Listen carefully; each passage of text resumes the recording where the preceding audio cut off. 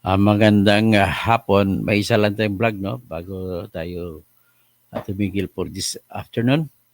Nais ko lamang po pakiusap sa mga kapwa ko civil engineer na nandyan sa nagtatrabaho sa DPWH. Hinihiling ko po sa inyo, sana kung may kayamanan na kayo, tumigil na po kayo. Hanggang dyan na lang. Ang bayan po natin ay kawawa. Dahil sa inyo nakakalusot yung mga nakawan sa flood control projects. Kung hindi kayo papayag, ay walang mangyayari. Kaya pinapakiusap ko sa mga district engineer, kapwa ko engineers. At yung mga project engineers na ina-assign ninyo, ng pinakamababang project engineer, na tumatanggap ng pera mula sa mga kontraktor, kapalit ng inyong perma para makasingil sila sa kontrata, ay please tigilan nyo na yan. Matuto po kayo magtiis, isipin nyo po na kailangan nyo lang mabuhay sa isang bahay at hindi mo kailangan dalawang bahay para mabuhay ka na magkaroon ng bahay. Kailangan mo po isang sasakyan lang ang pwede mo gagamitin na makapunta ka sa lugar-lugar. Hindi mo na kailangan 3 at 4 na sasakyan. Kailangan mo lang ng sapat na pera sa buwan-buwan para ipakain mo sa pamilya mo, ipakain mo sa sarili mo, ipakain mo sa mga anak mo. At kailangan mo lang sapat na pera na sweldo mo para ipag-aral mo ang iyong mga anak. Pakiusap lang po sa inyo. Isa po sasabihin ko sa inyo, natuto po ako. Ako po ay hindi pumasok sa sa mga kontrata sa gobyerno kasi alam ko po ang mga pagbentahan ng kaluluwa diyan. Kaya hindi po ako pumasok diyan. Mas pinili ko pa yung ibang klaseng trabaho na marangal. So, ngayon, para medyo mapalaki yung kita ko, nag-aral ako ng abogasiya at gumraduate pa ako bilang isang iskolar sa pamantasan ng lungsod ng Maynila, College of Law. Siyempre, nung naging abogado ako, isang take lang. Pagkatapos, at least kumita ako. At bago ako natanggalan ng lisensya, nagkaroon ako ng mga bahay at lupa. Lahat po kinita ko sa aking malinis na pamamaraan. Mula sa mga mayamang kliyente. May mga kliyente din ako na walang pera. Pero siyempre, wala ka rin kikitain pera. Yan lang po. Pero that is also an obligation. Para ka na rin pare, para kang pastor, para kang imam na meron kang sariling mission. Maliban sa kung gusto mo kumita, may mission ka rin na gagawin para lamang sa ikaangat ng buhay ng katauhan sa mga kapaligiran mo. Yan po ang makakatulong sa inyo. Ngayon, ang pakiusap ko sa inyo, huwag nyo gagayahin itong engineer na nahuli na nagtangkang magbigay ng 3 milyon para sa kay Congressman Leandro ba yun? Libeste o anak ni Loren Legarda kay Governor Libeste. Ibig sabihin, maayos ito, bilyonaryo na, bata pa, 33 years old pa lang. Ang negosyo niya solar. So kaya ako, pag makautang ako ng pera, I will venture into solar projects. Yun na lang po ang gagawin ko. At para kumita, makatulong na marami. At siyempre, ang gagawin ko lang, sa larangan naman ng katarungan, andun pa rin ako, tutulong pa rin. Pero this time, pag may pera na ako, mag-maintain na lang ako ng mga abogado na tatrabaho sa mga proyekto ko sa mga pag-abogasiya. Para sila na rin lang ang tuturuan ko sa paano, gagabayan ko sila kung paano ang trabahong abogado na malinis. Kaya, sana huwag niyong gayahin kapwa ko mga civil engineer. Itong nangyari po kay Engineer Calalo na nag-attempt magbigay ng pera kay Congressman Libeste. Ngayon, marami pong klaseng mga entrapment operation na nagawa na saksiyan ko at marami na rin ako na-depensahan na kinasuhan na na-entrap. Malimit kasi yung ginagawa ng NBI at kagaya sa mga pulis din ay pilit nila binibigay yung pera na hindi naman tinatanggap. So yan ay uri ng entrapment na instigation yan, hindi yan totoong entrapment. Kundi pilit binibigay yung pera. Tapos ito naman, naniniwala ko na totoo ito ang nangyari kay Engineer Calalo dahil po ang nangyari ay siya yung nagbigay ng pera. Siya yung huli. Usually po ang ginagawa ng mga pulis o di kay NBI na mag-entrap ay sila yung nagbibigay ng pera, yung kasama nila. Pero ito, yung i-operate nila, yan ang nagbibigay ng pera. So, hindi ko kabisado ang facts of the case, pero sa general impression ko, base sa balita, ay tumawag ng pulis si Congressman Leandro Ligarda Libeste ng Batangas 1st District. At habang nag-aalok ng pera, hinuli nila yung engineer. At kinasuhan na nila, kakasuhan niya rin ng paglabag sa Republic Act 3019 or Anti-Graft and Corrupt Practices Act at saka attempted bribery. So, si Congressman Leandro Ligarda Libeste ay nanalo siya sa 1st District ng Batangas na sinasakop yan ng bayan ng Lian, Nasugbu, sa Kalaka, at saka Balayan pa ata sakop nito. So anyway, natalo niya si Congressman na Nasugbu, Lian, Kalatagan, Tui, Balayan, Limeri, Taal. Yan ang sakop ng kanyang, at saka Kalaka, ay sakop ng kanyang distrito.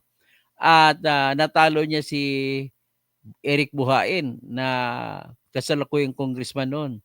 At ang boto na malaki, 268,764 ang boto ni Congressman Libeste laban sa 91,588 votes naman ng kalaban niya. So, gaya ng sinabi ni Batang Maynila Tweets, kaaya-aya ata na dapat ang tuwing ihalal natin mga baguhang politiko. Kasi pag bago pa, talaga magpapasikat yan at hindi pa alam kung anong kalakaran. So, dapat mga senador natin, mga bata din, mga 35, minimum 35 years old. So, kaya dapat sana ganun ang naisip natin. So anyway, naawa man ako kay Engineer Calalo, pero yan po ang haharapin mo. So nasa iyo yan, paano pagdepensa sa sarili mo kung totoo man yan o hindi. But then, the fact na pumunta ka doon at naaresto ka sa lugar ni Kwan ay it speaks of volumes. Volume na sabi na volume, ebidensya. So, ang sabi naman ni 1st District Representative Leandro Ligarda Libeste ay magsasampa daw siya ng kaso matapos siyang sinubukan na suhulan.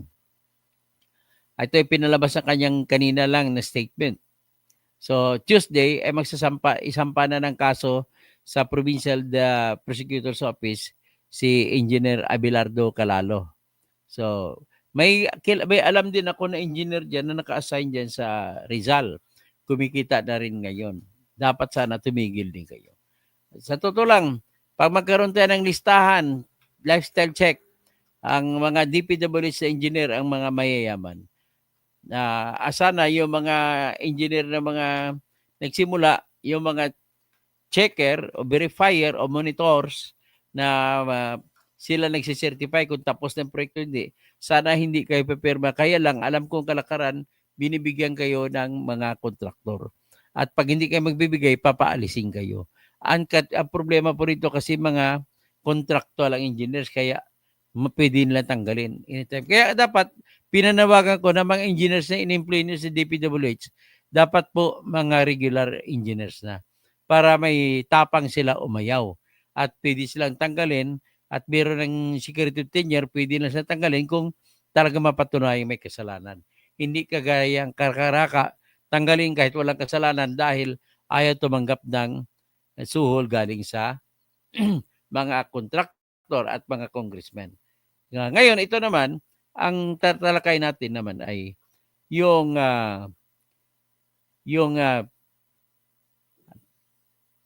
district engineer diyan sa Las Piñas ay pinatanggal. Ito po yung district engineer ni Secretary or ni Cynthia Villar o ni Camille Villar. So tinanggal siya si district engineer Isabelo Valeros ng Muntinlupa at Las Piñas. So, ibig sabihin, pinatanggal siya. Ganito lang kadali tanggalin. O, pinatanggal siya ng bagong congressman na si ang pinalit sa kanya si Ruel Umali, Engineer Ruel Umali. Ang nagpapalit sa kanya ay si bagong congressman na si Las Piñas Representative Mark Anthony Santos. So sabi niya, Ang galaw na ito ay kanyang kasi dahil po sa questionableng mga proyekto ni Baleros sa ilalim ni ni Camille Villar. So ganito po kasimple. Tapos ngayon magkaalaman-alaman ito kung sino talaga, gaano kataas, gaano karami ang partisipasyon ng ng mga district engineer, gaano kataas o kahaba o kalalim ang partisipasyon ni congressman. Malalaman natin ito sa paggugulong na ng investigasyon ni Marcoleta. Pero ang problema ko sa mga congressman, hindi pwedeng ipaimbita ni Marcoleta. Sila, titingnan natin sila, may sarili silang TRICOM, yung Infracom ay mag-imbestiga. Pero sabi naman ni Terry Ridon, ay sisikapin doon nila, hindi ako naniwala. Si Abante pa imbestiga yung sarili niya. Pati si Valeriano, si Roland Valeriano na corrupt na congressman sa Tondo. Ay nako, puro kayo tanggap ng pera kapalit ng perma sa impeachment ni Sara Duterte. Puro kayo mga malinis, puro naman kayo mga corrupt. Oh, sabi naman naalala naman ni Shooting and Meditation si Manuel Luis Quezon na nagsabi, yung walang kamatayang salita niya, I'd rather have a government run by Filipinos like hell o katunto sa imo. Kung buhay ka pa ngayon, Manuel Quezon, gusto kitang sampalin eh. Kaya lang, patay ka na eh. Kaya lang, nabubuhay pa hanggang ngayon, yung sinabi mo na napakasamang epekto. Bakit mo sinasabi, I'd rather have a government run by Filipinos like hell than one run like an angel by foreigners. Ay, nako. Mas maganda pa mag-foreigner ka na lang kung maayos naman pagtutunguhan. So anyway, ito po ang aking panawagan. Tama na, engineer, district engineer, ginagawa mong nilalagyan mo na masamang reputasyon ang lahat ng engineer sa ginagawa mong yan.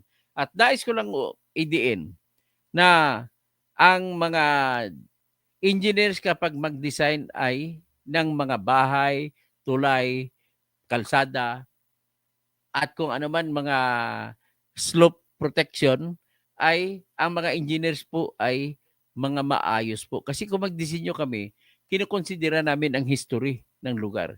Kung merong, halimbawa, kagaya sa Baguio, bakit natumba? Bakit nawasak yung slope protection? Yun pala, yung sa taas ng bundok na yun, dating minahan yun. Hindi ba na-considera ng engineer dyan? Pero tingin ko na-considera pangit lang pagka-implement. So ngayon, ang dating building na yung kung saan may parang may tunnel ginawa sa Tuba, Benguet, papunta sa Baguio, ay nahulog yung mga bato at malapit na yung kalsada mahulog sa ilog, sa baba, doon sa Benguet. So ngayon, ang masasabi ko diyan ay yung workmanship ay siyempre wala ng budget eh. So ginawa na lang paraan ng mga nag-implement na mga kontraktor. Kontraktor naman kasi hindi lumalaban. Kasi kung lumalaban sila sa parehas, hindi sila magkakaroon ng kontrata. So ngayon, what if yung parang box na yun na tunnel na ginawa ng DPWH na dadaanan ng mga sasakyan sa Baguio, kumahulog yun kasi wala na, malambot na yung lupa na pinapatungan. So ano ngayon ang solusyon yan? Naku, ang mangyari niyan, magtatayo ng mataas na Dapat ang ginagawa na siguro na ganun slope protection ay yung kunin na lang ninyo, magbabaon kayo ng napakahabang mga bakal, baon ninyo sa dulo. At kung mabaon na, ilagyan ninyo ng support na may mga simento na hindi matatanggal at doon nakaangkla ang mga lupa. Tapos, for every that, lalagyan nyo na kagaya ng disenyo ng rice terraces, kunin nyo yan. Natural design na yung rice terraces, but hanggang ngayon ay hindi man, walang rice terraces na nag-collapse. Walang nagla-landslide sa rice terraces. Yan ang kunin nyo na disenyo. Natural design po yan. So, dyan po kung sa tabi ng bundok, alamin nyo kung bakit ang rice terraces ay matibay. Siguro ganon. I-layer po ninyo. Ganon siguro gagawin. Angat kayo sa taas kayo magsimula. Bawasan nyo sa taas ng bundok, bawasan ninyo, pagbawas, tigil kayo, bawas ulit, tigil, bawas ulit para yung bigat sa ilalim ay hindi masyadong stress ang pagbaba. Kaya ang problema nito ngayon sa Baguio, ang kalsada ganito. Wala nang lupa dito sa gilid. So, 'yon ang problema nila ngayon, paano lalagyan ngayon ng lupa, ibalik ang lupa para hindi yung kalsada hindi mahulog. So, kayo mga kapwa ko engineers, mahal man 'yan, wala tayong magagawa. Kung ano ang kinakailangan ng design para hindi mag-last ang inyong trabaho, ay sundin niyo po. Ididiin niyo, ipaglaban yung inyong design. Huwag kayong papayag na bababuyin lamang ng kontraktor ang inyong dinisenyo. Kagaya sa Kabagan Bridge. Yung unang porsyon, galing Santa Maria, ay gawa ni Noynoy Aquino yan. Pagbaba sa gitna, gawa ni Duterte yan. Pagdating sa dulo, yung simula sa 9, yun ang gawa nila ni Marcos na administrasyon. Kaya yan ang nahulog. Ay, nako, kakabagan ka. So, Kabagan Bridge, sayang. No? Kilala pa naman ang Kabagan na bayan sa pansit Kabagan. Masarap ang pansit dun sa Kabagan. Naalala ko, yung papunta ka sa Isabela, meron tinatawag na sa Santa Fe. Meron din silang tunnel-tunnel. Bakit hanggang ngayon hindi nasisira yan? Ibig sabihin po, maayos ang pagkagawa dyan sa Santa Fe.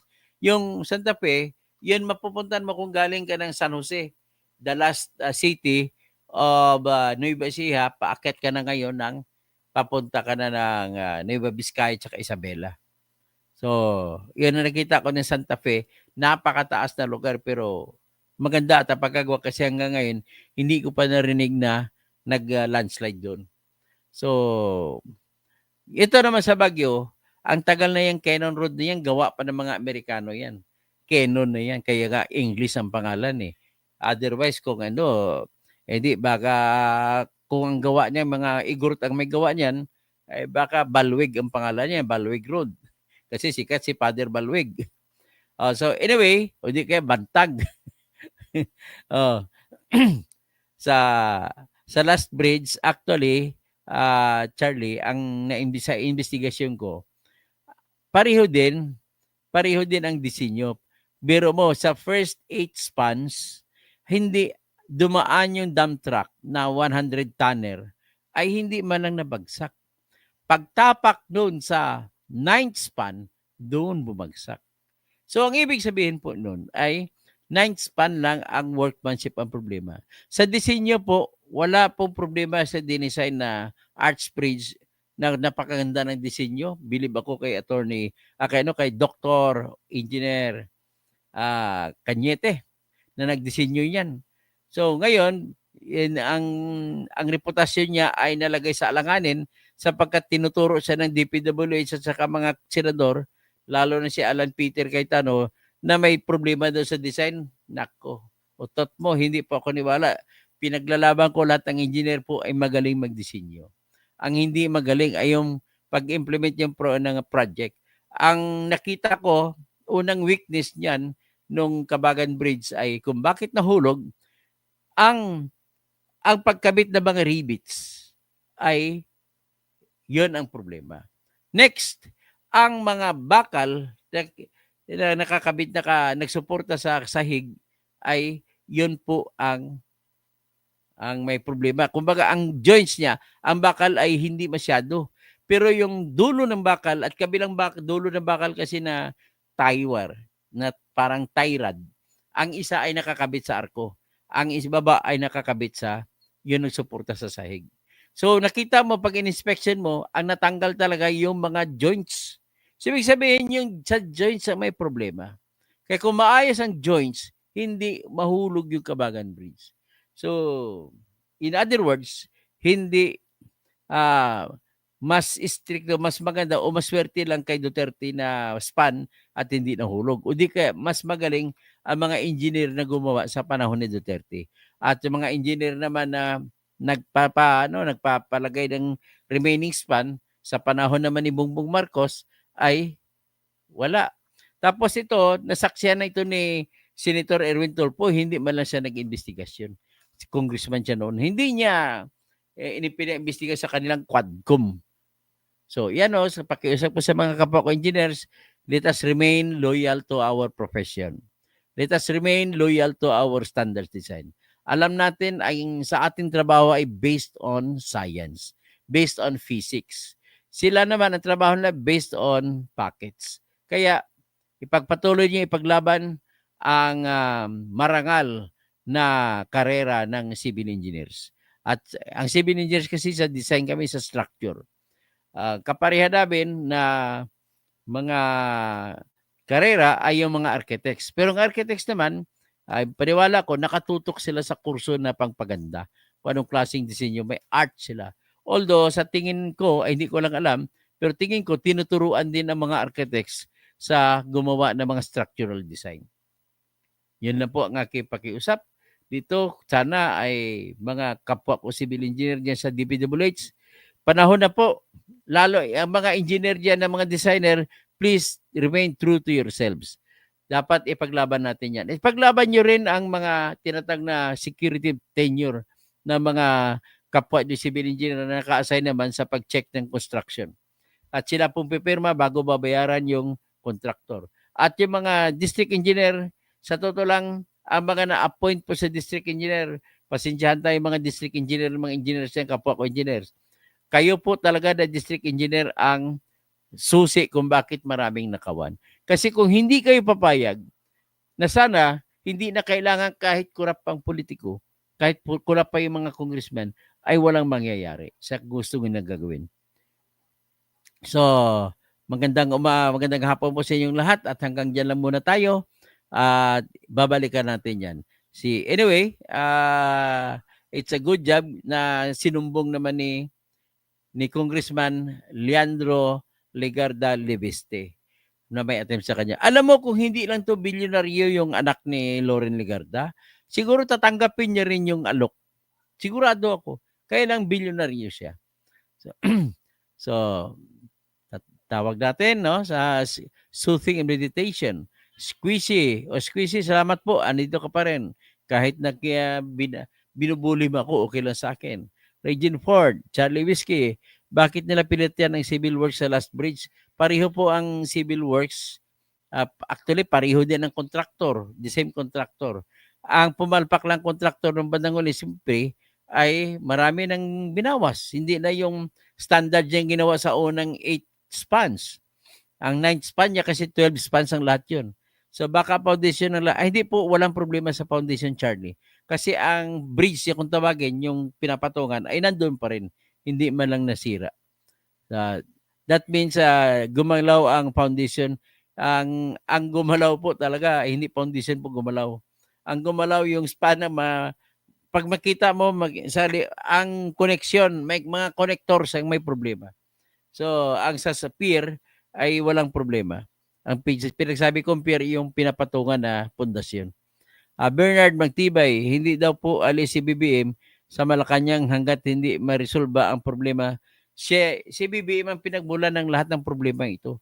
Kasi kung hindi niya pinirmahan yung mga flood control projects, wala sana ito. So, Ricardo Floreto, Dr. Toto, happy Sunday. Charlie Whiskey, mga architect, refer civil works to the engineers. Ricardo Florito, hindi na naman sumipot si Sara Diskaya sa hearing Senado. O baka sa susunod sisipot. Pagbigyan natin, let us give her a chance.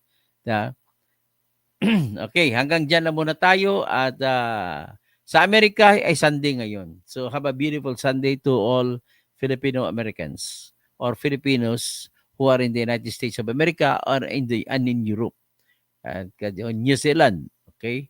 O sa New Zealand si Francisco Mangulabnan. Mapya Agat Panapon sa mga kabalen ko, sa naimbag malim sa mga kabsat ko, sa mga kapwa ko Bisaya, maayong hapon, maayong maupay nga kulop sa mga waray-waray. Maayong hapon sa mga Buholano, maayong maayong Japon. Tapos sa mga taga Surigao, maradyaw nga hapon sa inyong hurot. Okay, hanggang dyan sa inyong lahat at mga pakat, mga pagari, assalamualaikum, marakmatullahi taala wa barakatuh. Syukran.